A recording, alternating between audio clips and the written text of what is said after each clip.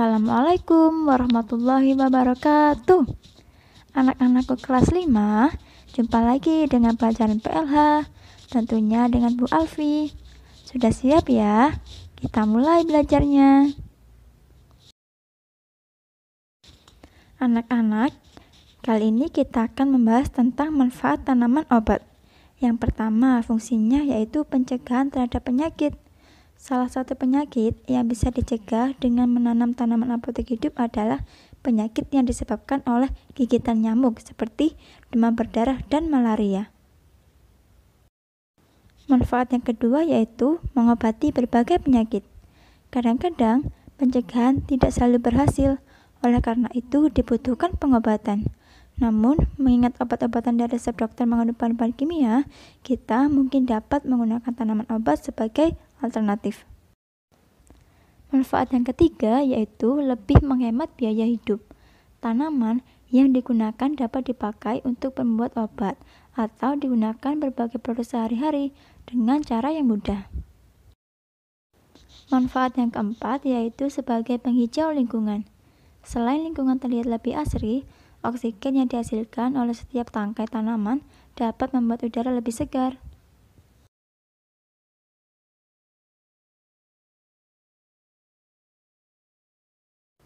Manfaat yang kelima yaitu bisa penuhi keperluan dapur.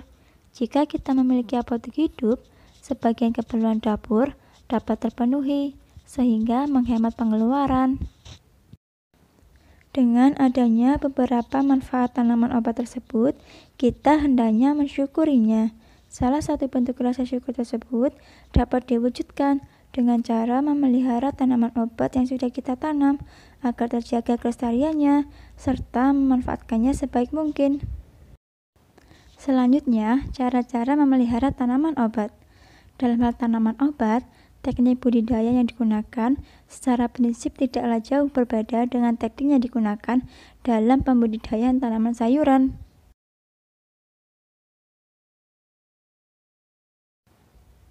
Kegiatan budidaya tanaman obat dilaksanakan melalui beberapa tahapan, di mana apabila semuanya dilakukan dengan sungguh-sungguh dan tekun, maka besar kemungkinan akan mendapatkan hasil sesuai dengan yang diharapkan. Berikut ini beberapa hal atau tahapan yang perlu diperhatikan dalam budidaya tanaman obat agar memperoleh hasil maksimal. Yang pertama ada tahap pembibitan. Cara perkembangbiakan bibit merupakan hal yang harus diperhatikan sebelum melakukan budidaya tanaman obat. Dari tahap awal biji menjadi kecambah, kemudian tumbuh, berbunga, dan kemudian menjadi buah. Perkembangbiakan bibit tanaman dapat dilakukan dengan dua cara, yaitu perpanyakan secara generatif dan vegetatif. Yang pertama, perkembangbiakan generatif, yaitu merupakan perkembangbiakan yang dilakukan dengan biji.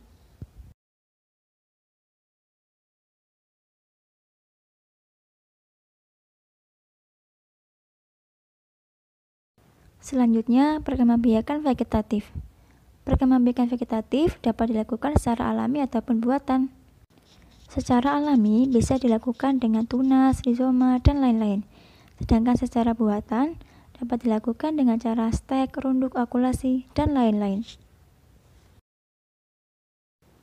Nah, berikut adalah gambar-gambar perkembangbiakan tanaman dengan vegetatif alami. Bisa dilihat ada tunas pada tanaman bambu, ada rizoma pada tanaman jahe, dan ada geragih pada tanaman stroberi.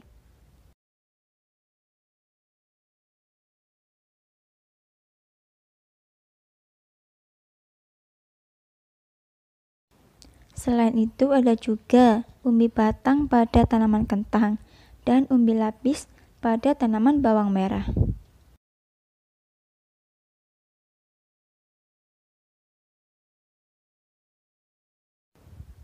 Selanjutnya ada gambar perkembangbiakan tanaman dengan vegetatif buatan. Gambar sebelah kiri atas ada gambar stek, kemudian sebelah kanan ada gambar menyambung, dan yang bawah ada gambar perkembangbiakan dengan cara merunduk. Selain itu, cara lain yaitu dapat dengan okulasi dan juga mencangkok.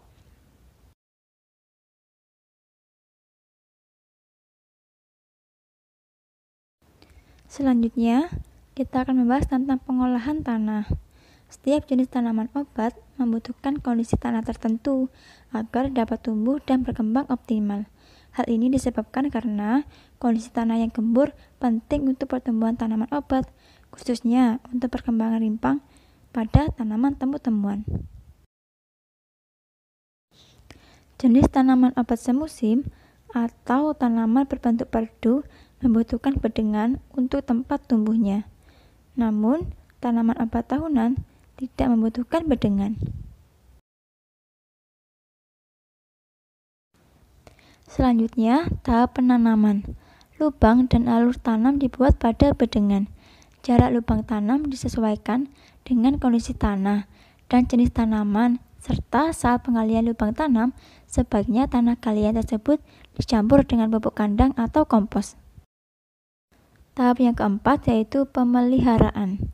Beberapa hal yang perlu diperhatikan dalam pemeliharaan antara lain sebagai berikut.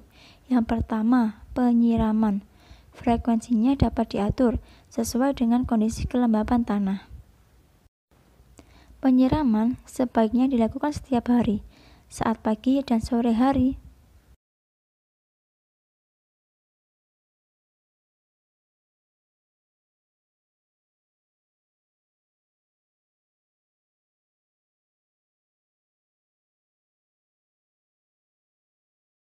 Hal yang perlu dilakukan selanjutnya yaitu penyulaman. Merupakan penanaman kembali tanaman yang rusak, mati, atau tumbuh tidak normal. Kemudian, pemupukan. Pupuk yang digunakan sebaiknya adalah pupuk organik, karena pupuk anorganik dikhawatirkan dapat menimbulkan pengaruh kurang baik bagi tanaman.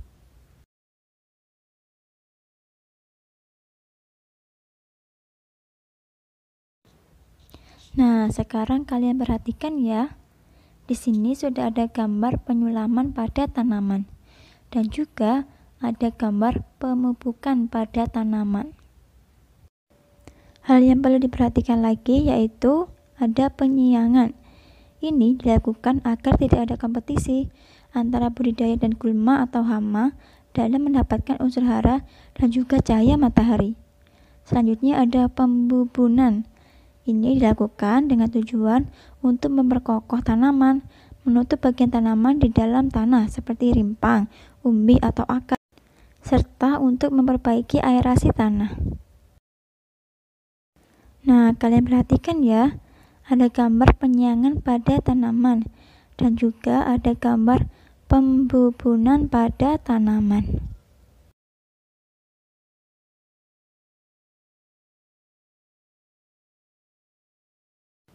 Hal penting selanjutnya yaitu pengendalian OPT atau organisme pengganggu tanaman. Dalam hal ini dapat dilakukan secara mekanis dan kimia. Pengendalian mekanis dilakukan dengan cara menangkap OPT dan membuang bagian tanaman yang terserang penyakit. Pengendalian kimia dapat dilakukan dengan penyemprotan pestisida. Disarankan menggunakan pestisida alami ya. Nah, kalian perhatikan ya. Berikut adalah gambar pengendalian OPT atau hama pada tanaman dengan cara penyemprotan pestisida. Pestisida adalah zat yang digunakan untuk membasmi hama atau gulma pada tanaman. Selanjutnya yaitu panen dan pasca panen. Cara penanganan setiap jenis tanaman obat itu berbeda-beda ya. Ada tanaman yang dapat dimanfaatkan seluruh bagian tanamannya. Ada pula yang hanya dipanen pada bagian tertentu saja. Oleh sebab itu, penanganan panen dan pasca panennya pun perlu diperhatikan dengan baik ya, agar tidak merusak kandungan zat berkhasiat pada obat tersebut.